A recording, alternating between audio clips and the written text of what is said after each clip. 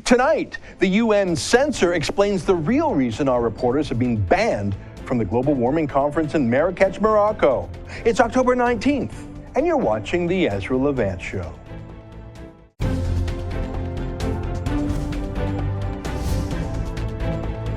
Why should others go to jail when you're the biggest carbon consumer I know? There's 8,500 customers here, and you won't give them an answer. You come here once a year with a sign, and you feel morally superior. The only thing I have to say to the government about why I publish it is because it's my bloody right to do so. The United Nations has banned our journalists from attending next month's Global Warming Conference in Marrakech, Morocco. If you haven't watched it yet, click below to see my previous video for all the details. So we've been banned, and they've ignored letters from our lawyers, including a new letter, a third letter, just yesterday. And they've even ignored letters from 3 prestigious nonpartisan journalism groups, including PEN Canada, the Canadian Association of Journalists, and Canadian Journalists for Free Expression. So we're banned.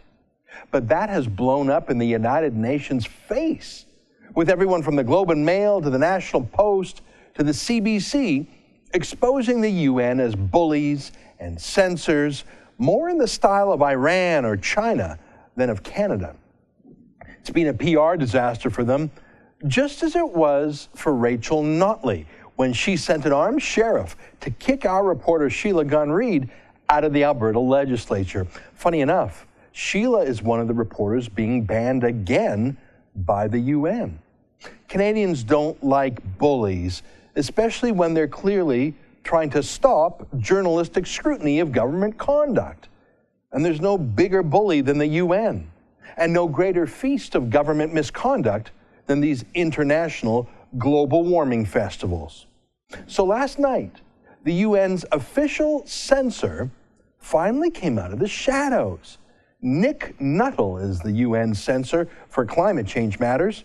He still hasn't given us the courtesy of a reply to our 3 lawyers' letters.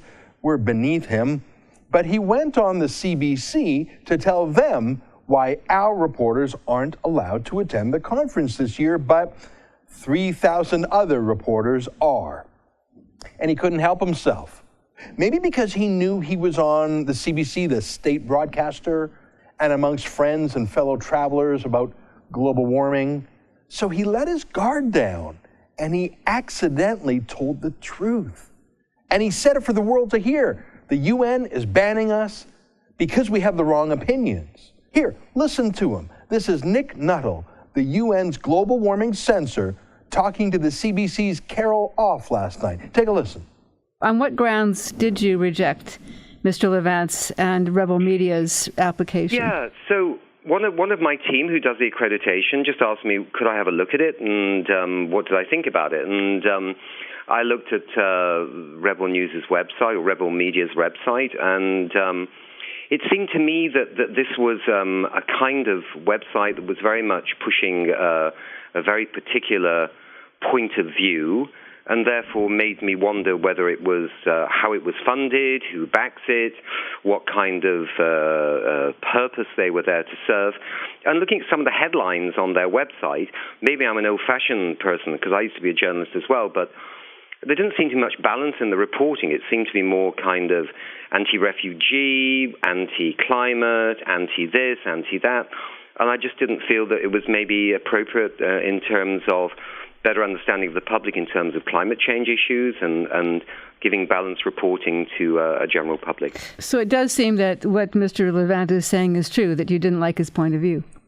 So he admitted it. 3,000 journalists were accredited, including propaganda mouthpieces for dictatorships like China's state-run Xinhua news agency or Vladimir Putin's RT, but the UN didn't like our editorial point of view, so they kicked us out for that. Even the CBC interviewer was grossed out because we have the wrong opinions on refugees. The censor won't let us report about global warming. We have the wrong opinions about climate change, so we can't attend a UN conference on climate change. Nuttall wants us to disclose who's backing us. He wants to know who our friends are, maybe even to inspect our lists of supporters? No, it's no secret. We have tens of thousands of supporters. We're 100% independent. That's how we're funded. Unlike him, he's paid by the likes of China and Russia, and he acts like it. Only a censor in the spirit of China or Russia or Iran would demand to inspect personnel or financial matters about journalists before giving journalists the right to a free press. What a stupid little fascist. Okay, so Carol Off, who is a global warming fanatic herself, as is the entire CBC, they love the UN. They love these global warming 5-star conventions. They love sending a massive delegation of CBC journalists. They probably have 40 CBC journalists going to Marrakesh. I bet Peter Mansbridge would go there and stay in a $1,000 a night hotel. Anyways, Carol Off, despite being a fan of the UN and a believer in global warming, I have to say, she started getting a bit uncomfortable with this bizarre little man from the UN bragging about how he was keeping free journalists out of an international intergovernmental meeting on a whim. I mean, listen to this.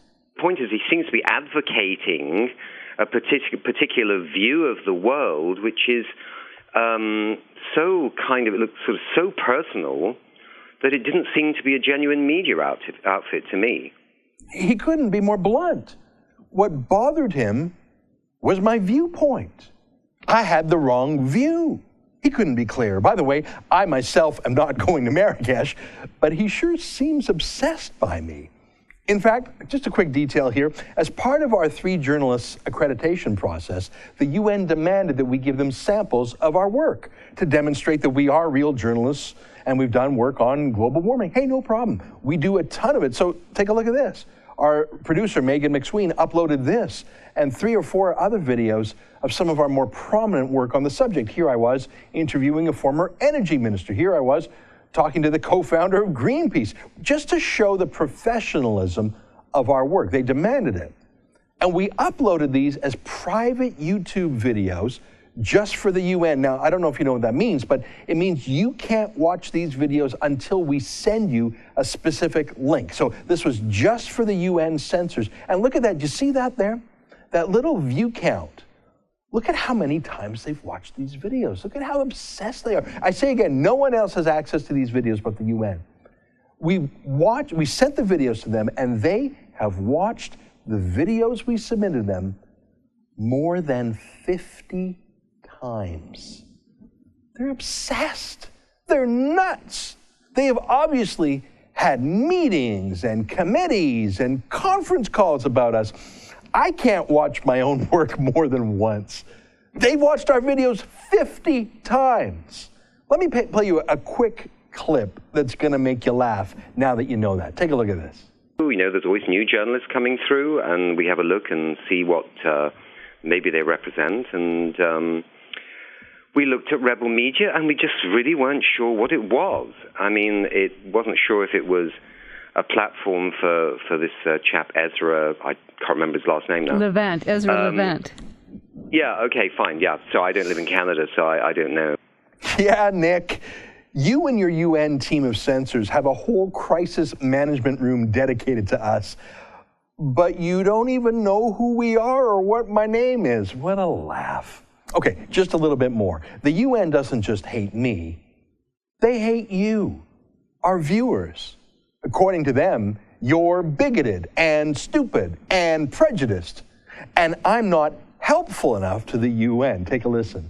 You just see these kind of certain websites now where people just rant on about what particularly they're interested in and basically cater to other people's prejudices. I mean, I don't see what he's actually reporting, as being particularly helpful unless he's actually reinforcing people's prejudices of the world. I mean, I'd love, if he wants to write about climate change and he wants to do a decent interview of it, I'm more than happy to give him an interview, see what he makes of it. It'd be fascinating. Do people have to prove that they're helpful in order to be accredited journalists? Well, what do you think journalism is about? Reporting. Reporting. Factually, accurately, honestly. It couldn't be any clearer. If you are a journalist who is not helpful to the UN, if you don't say the things they insist you say, you're going to be banned. Now, what does that say about the 3,000 journalists the UN has approved? Now, Nuttall says it about 5 different ways in his interview. Listen to this. From the little I saw, which were, inflammatory headlines on issues that weren't even related to climate change, to some of the climate change thing, just saying, I think you said it was a crock of something, rather. I mean... He called it climate change a crock. Yeah. Well, what does that add to public understanding? You see, we have headlines that are too sexy, too inflammatory. We have to have more boring headlines.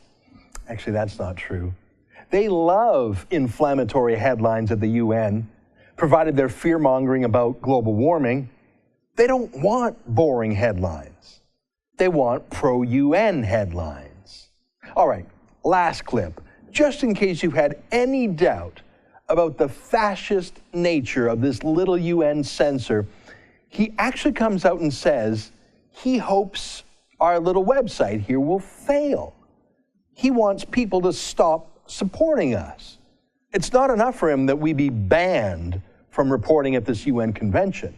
He actually wants our customers, that is you, to make us fail. That is one reason why I was slightly reluctant to do this interview with you, to give him more publicity. And from what I understand now from other people, many people have written to me that he's very adept at using this kind of thing to generate more money through crowdfunding to keep his website going. I hope those people that maybe listen to this interview might think twice. Yeah, what a joke. Article 19 of the UN's own Universal Declaration of Human Rights specifically supports freedom of speech and freedom of the press. But this buffoon not only wants to censor us, he wants to ban us, to shut us down. It's almost like he works for an organization run by China, Russia, Saudi Arabia, and Iran. Oh, right, he does. Of course, Canada's meek foreign minister is nowhere to be seen. Stéphane Dion, what a joke he is. Justin Trudeau, our Prime Minister, Catherine McKenna, our Environment Minister, they're silent too. They're happy to have the UN do their censorship dirty work for them, aren't they? What a disgrace. You know what, though? I don't take orders from some loser censor working for China and Russia. I don't take orders from any foreign government or domestic government. We are going to send our 3 reporters to Marrakesh, Morocco, no matter what. And you should help us just to tick off this little fascist from the UN. He says no one should help crowdfund our trip, our plane tickets, our hotel bills, our GoPro cameras. Really? Well, I think that is a reason in itself to help us pay for our plane tickets and hotel rooms and GoPro cameras. Don't you think? If you haven't done so yet, you can help us out at our website, letusreport.com, where you can also sign our petition against the UN's censorship, and you can see all of our lawyers' letters, including the latest one we fired off just yesterday. Now, stay with us. Our whole show today is on this subject. It's important enough that we have made the decision to unlock this entire episode from behind the paywall and post it on YouTube for all to see. We've never done that before. At the most, we've unlocked a single monologue or interview, but this is about it all. This is about the unaccountable United Nations, about global government, about out-of-control bureaucrats. It's about global warming and the junk science and junk economics behind it. It's about censorship and free speech. It's about the cowardice of Justin Trudeau and Stéphane Dion. We're not going to do this often, putting this whole show on YouTube, but beating the UN bullies is just too important not to. Stay with us. Ahead, we'll talk with a columnist from the Edmonton Sun who knows all about UN bullies. And finally, with Sheila Gunn Reid herself, one of our 3 journalists being blacklisted by this censor. That's ahead on The Rebel.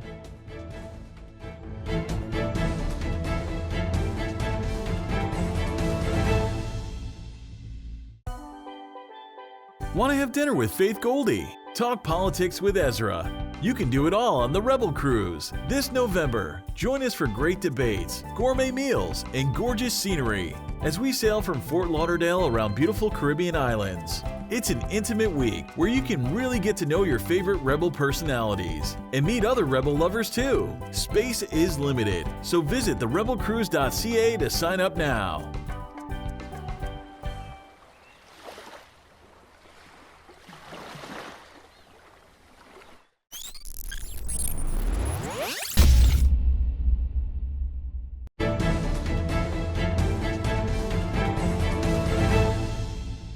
Welcome back. Let me play for you one more time that clip where Nick Nuttall, the Director of Communications for the Global Warming Conference, I'm calling him the censor because he is the person who decided to keep us on. That's censorship.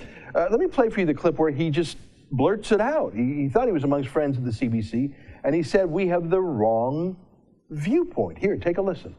On what grounds did you reject Mr. Levant's and Rebel Media's application? Yeah, so one of my team who does the accreditation just asked me, could I have a look at it, and what did I think about it? And I looked at Rebel News' website, or Rebel Media's website, and it seemed to me that this was a kind of website that was very much pushing a very particular point of view, and therefore made me wonder whether it was how it was funded, who backs it, what kind of purpose they were there to serve.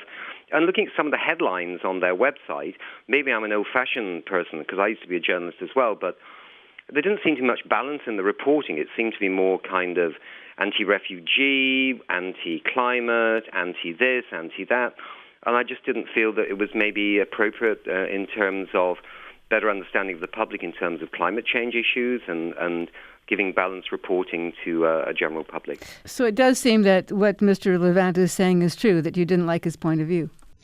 Well, credit to Carol Off of the CBC. I have to give her kudos. She called him on it. She said, oh, so you are saying that we're right. We're kept out for our viewpoint. Unbelievable. Well, joining us now via Skype to talk about this is our friend Lauren Gunter, senior columnist for the Edmonton Sun. Lauren, I get the feeling that although I bet you've never heard of this Nick Nuttall before, he's just another nameless, faceless bureaucrat of the UN, I get the feeling that not a word of what he said surprises you. No, not in the least. I mean, at one point he said, well, we're going to keep them out because we couldn't trust them to factually, accurately, and honestly report on what was going on. Who gets to decide that? I mean, that's when you call him a censor, you're absolutely right. He'd be aghast at being called that, and that's great. I'm glad that you would make him aghast. But this is like all of this fact checking that's been going on lately in Canadian and American elections. It's the new thing that lefty journalists and lefty bureaucrats are doing to cover up censorship. They're calling it, fact checking, or we're looking for accuracy, honesty, and factuality. Well, are any of the left wing reporters who are going there from very tiny organizations or large organizations who will just regurgitate whatever climate babble is put out there by the UN? Can they be counted on to be more factual or accurate? No, they can't be. Of course they can't be. Their views jive with the UN's views. Their opinions jive with the UN's opinions.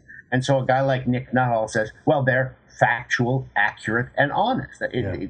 That's what you're up against. Yeah. Here, let me play. It's funny you say that because, of course, it's so easy for a fact checker to say, oh, your opinion is actually an incorrect fact. I mean, I'm a skeptic of the theory of man-made global warming. So a fact checker would say, oh, you are incorrect then. No, I'm not incorrect. I'm entitled to my own opinion. I want to show you something, Lauren. This is a very quick clip. We showed this on the show yesterday, and to her credit, Carol Off of the CBC played this last night for her radio listeners and put it on her website. I got to say, this is very unusual for me to be praising the CBC, Lauren, but they showed a clip taken from a journalist in the press room last year in the Paris conference. So let me just set this up for a minute.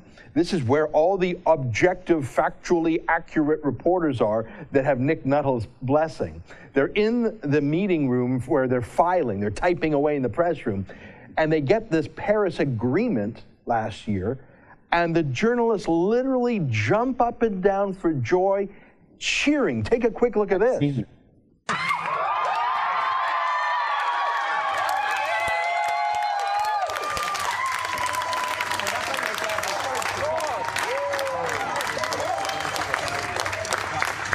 So you see, Lauren, those are factually accurate, just the facts reporters, but we are too opinionated to be allowed in. What do you make of that? Well, I mean, that just gets back to what you and I were saying earlier, and that is that now, if you agree with my opinion, you are honest and accurate and factual. If you disagree with my opinion, you're a liar, a cheat, and a scoundrel. And that's because far too often now, particularly people on the left, see their opinions as carved in stone fact. So they don't understand that they have an opinion, you have an opinion, everybody has a right to express their opinion. They have the fact, you have an opinion, your opinion is wrong because it's not the facts, and so therefore you shouldn't be allowed to express it. But this gets to a bigger issue with this whole UN climate conference or the whole UN climate apparatus. It's a giant machinery. And that is that it is controlled by a very small number of people. Every time there's a report of all the up-to-date science on climate change, it's said that this is the accumulated work, this is the cooperative work of 2,500 climate scientists working around the world. So it's the very best, most objective information you can get. That group is controlled by about 60 scientists, many of whom have very interesting connections with environmental groups. And they're the ones who get to decide what goes into that report. There are 2,500 scientists whose work contributes to it. There might be 6 or 8 on a certain report about what is happening to a glacier in Asia. Those 6 or 8 are included in the 2,500, whether they know their work has been cited by the UN or not. But the people who control the message is a very small group. They're very politicized, whether they're scientists or not. And so the whole organization is like this. So that this isn't just the media side of it that has censors. It isn't just the media side that has gatekeepers to choose who gets to come in and who doesn't. The whole scientific side of it does the same thing. And so just as you can no longer trust the reporting that comes out of a UN conference because of the way they manipulate who comes and who doesn't, you can't trust the scientific conclusions that come out either. Yeah, that's a great point. If this is how they treat us, outside journalists, imagine how they treat a dissenting scientist. By the way, let me just say, let truth and falsehood grapple. I mean, what we do, Lauren, as you know, is we're video-based. So, I mean, we'll show you what we see and let the viewer make up their mind. I mean, that video clip that we just showed from the press room, that is an inconvenient fact that can't be spun away by fact checkers. And that's what we do here at The Rebel. We're a video-driven network. Our viewers can judge whether or not we're full of BS or we're showing them things they've never seen before. I want to show you one last excerpt from last night's interview with Nick Nuttall, the UN media censor, with Carol Off of the CBC. And it's that, I just want you to look for one word, and Carol Off, again, to her credit, she picks it up. Take a listen to this. You just see these kind of certain websites now where people just rant on about what particularly they're interested in and basically cater to other people's prejudices. I mean, I don't see what he's actually reporting, as being particularly helpful unless he's actually reinforcing people's prejudices of the world. I mean, I'd love, if he wants to write about climate change and he wants to do a decent interview of it, I'm more than happy to give him an interview, see what he makes of it. It'd be fascinating. Do people have to prove that they're helpful in order to be accredited journalists? Well, what do you think journalism is about? Reporting. Reporting.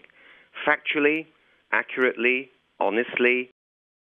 Did you hear that, Lauren? We are not being helpful.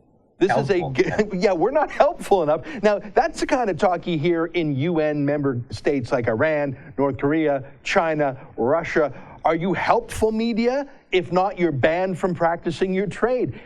It's incredible to me that this fellow who's from the UK and lives in Germany, this is normal for him. I think he was truly shocked to be called on the carpet for demanding that media like us be helpful. And by the way, Lauren, We're only 3 little people in 3,000. Imagine how obsessed they are that they must keep out 3 little journalists out of 3,000 lest we pollute them with our unhelpfulness. Well, and who are they to decide what should be reported from their conference? It's just appalling. But it's not a Soviet, Russian, Chinese attitude. This is a very new Western, liberal, progressive attitude. You see this now, too, with this idea that we are in favor of all free speech except hate speech.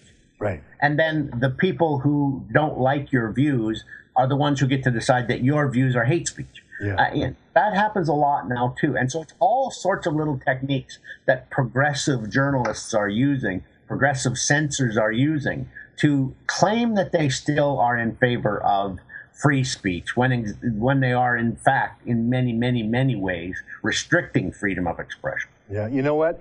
I accept your correction there, and shame on me for blaming China, Iran, and Russia. This kind of censorship is actually thriving in the West, in universities, in government think tanks. I don't need universities in particular, absolutely. Yeah. All right, Lauren Gunter, senior columnist, Edmonton Sun. Great to talk to you. I tell you, we are not backing down, folks. And in fact, after the break is our Alberta bureau chief, Sheila Gunn, who's most unhelpful as a journalist. She's next on The Rebel.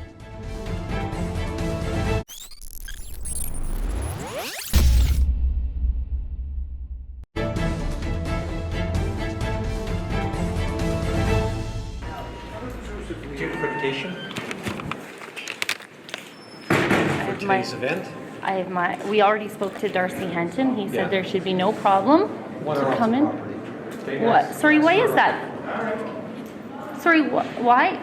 Do you remember that? That was an armed sheriff in the Alberta legislature being dispatched to keep out our Alberta bureau chief, Sheila Gunn.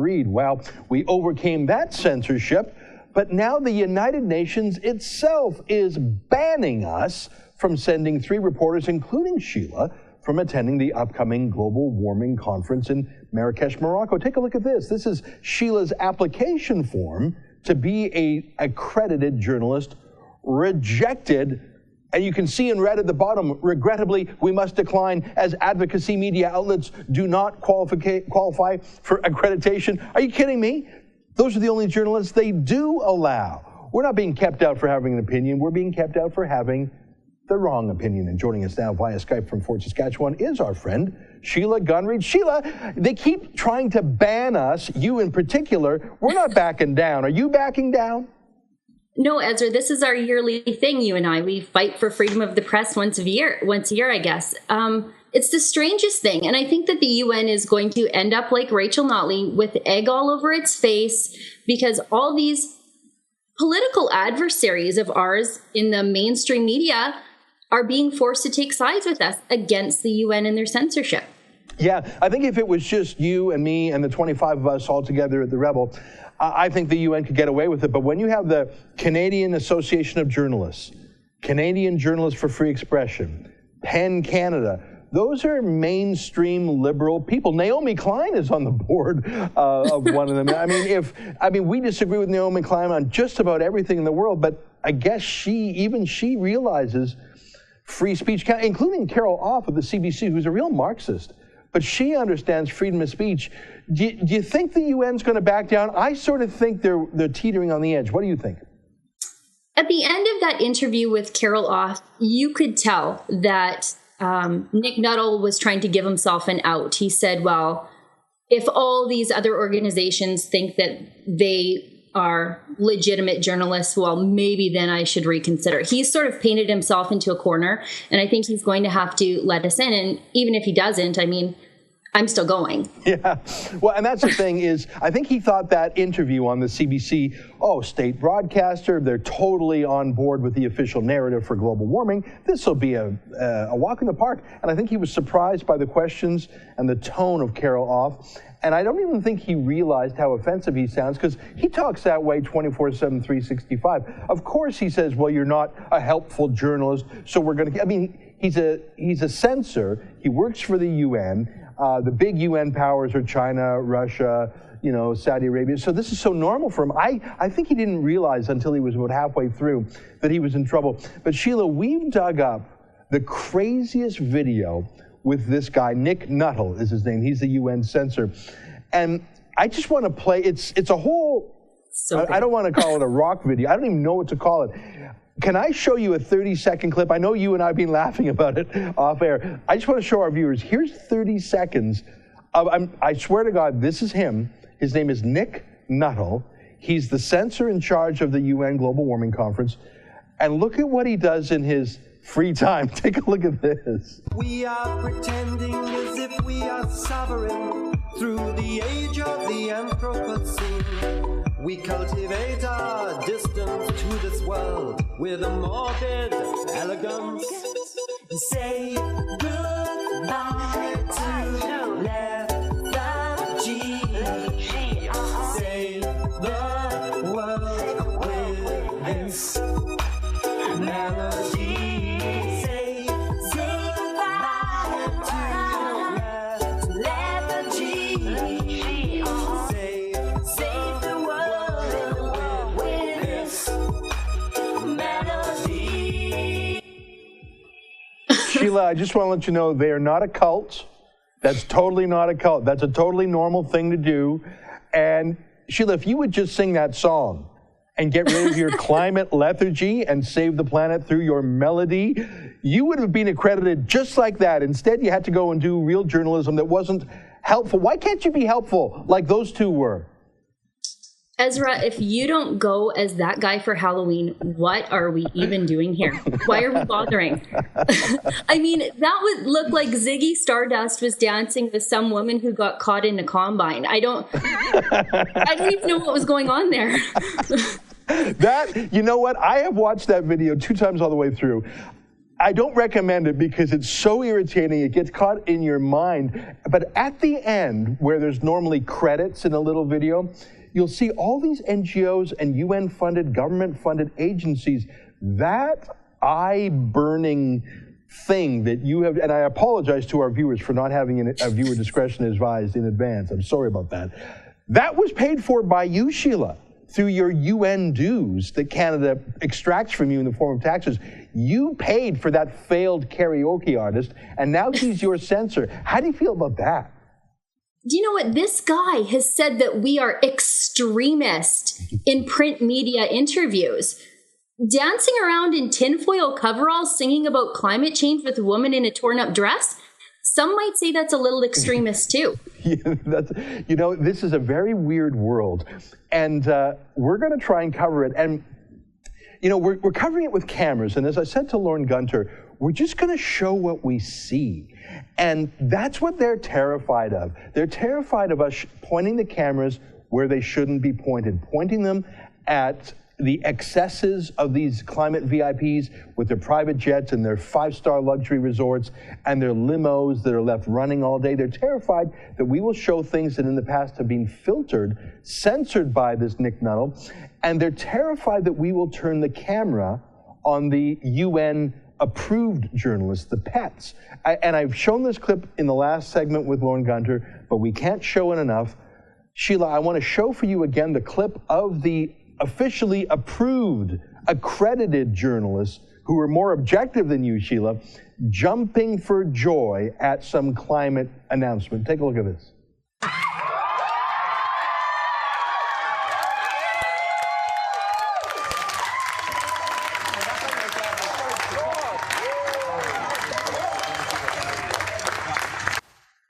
That's the media filing room. That's the press room. Every person in that room was a journalist that met Nick Nuttall's standards.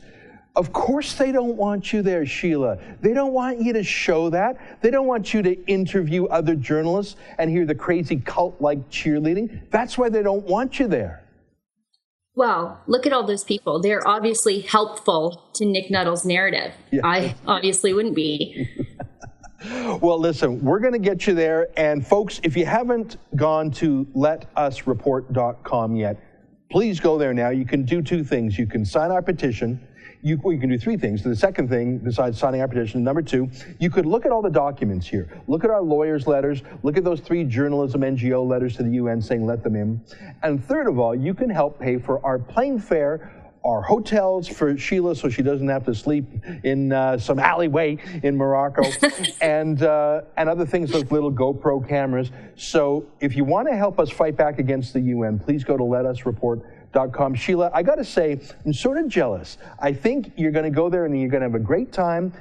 Even if you're not let in, it's going to be better journalism you do from outside the perimeter than all those trained SEALs do from inside the perimeter. Last word to you. Well, I'm just there to be as helpful as I possibly can and to be as honest as I possibly can with what I see. And isn't that what Nick Nuttall would want me to do? That's right. Sheila Gunn Reeds, it's great to have you on our team. I'm so proud that you will be representing not just the Rebel and our hundreds of thousands of viewers, but in a way, you'll be representing Alberta and Canada, the oil patch, the people who actually make the energy, to fly all those private jets to Marrakesh that Nick Nuttall, do you think Nick Nuttall flies economy? Do you think he flies a wind-powered, sailboat or something? All the fossil fuels that's fueling Marrakesh, it's coming from Alberta. I feel like you're not just representing us as journalists, you're representing anyone who actually works to make the world go around, because I know you've got ties, your husband works in the industry, you also come from agriculture. I'm very proud that you'll be representing us and the province and the country. Good luck over there. Thanks, Ezra. All right. Stay with us, folks. My final words after these short messages.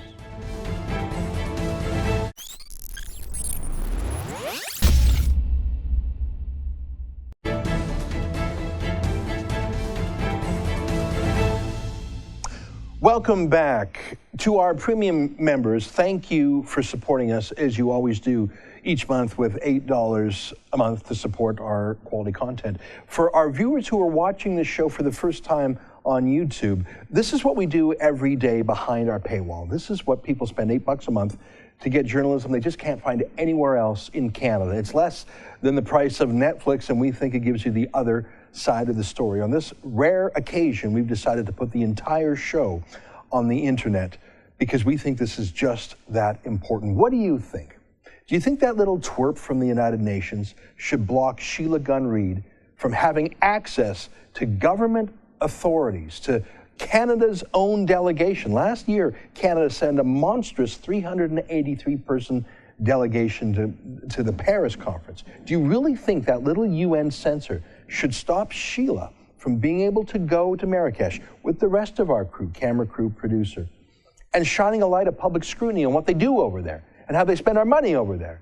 Don't you think it would have been good if Sheila was there last year, for example, to see the swanning around Paris in the $1,000 a day limo rentals that our Liberal government had, or the $6,000 Parisian fashion photographer hired by Catherine McKenna to make her look gorgeous in Paris? Don't you think it's important to have a free press, not just to scrutinize the UN itself, but the Canadian delegation and what they're saying and what they're doing, and to scrutinize the other journalists, those jumping for joy stenographer cheerleaders who couldn't ask a critical question of David Suzuki if it was written out and handed to them? Don't you think it's important? And don't you think it's necessary that we continue to fight with lawyers to no effect, with allies like our friends in the Canadian Association of Journalists and elsewhere, and by pressuring the Canadian government to allow Canadian values of freedom of the press to overleap and win the day against Chinese and Russian values exhibited by Nick Nuttall? Let me put it this way. If even the CBC's resident Marxist, Carol Off, found that little censor to be objectionable, surely he's in the wrong. If you want to support us, go to letusreport.com. I tell you, we're going to Marrakesh no matter what. That's it for today. Thanks for joining in. If you have any comments, send them to me by email, Ezra@therebel.media. Tweet me at Ezra Levant. Leave comments below. Until tomorrow, and I hope you join us, those who have just been watching on YouTube. I hope you sign up for this show every day. Until tomorrow, from all of us here at Rebel World Headquarters in Toronto, keep fighting for freedom. Good night.